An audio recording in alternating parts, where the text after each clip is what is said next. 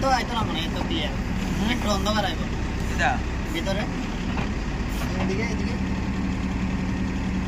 byte side না এমনি ভিতর সাইড আইবো বউ হ্যালো বন্ধুরা উড়াদোড়া কাজ চলছে উড়াদোড়া আবার আজকের মধ্যে পুকুরটা জল নিচে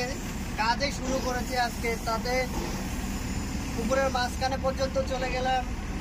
গাড়ির কোনো প্রবলেম হয়নি কাজ চলছে একবার কাদা মাটি হয়ে লাইক করবেন সাবস্ক্রাইব করবেন পাশে থাকবেন লং করো না শর্ট করো ভিডিও শর্ট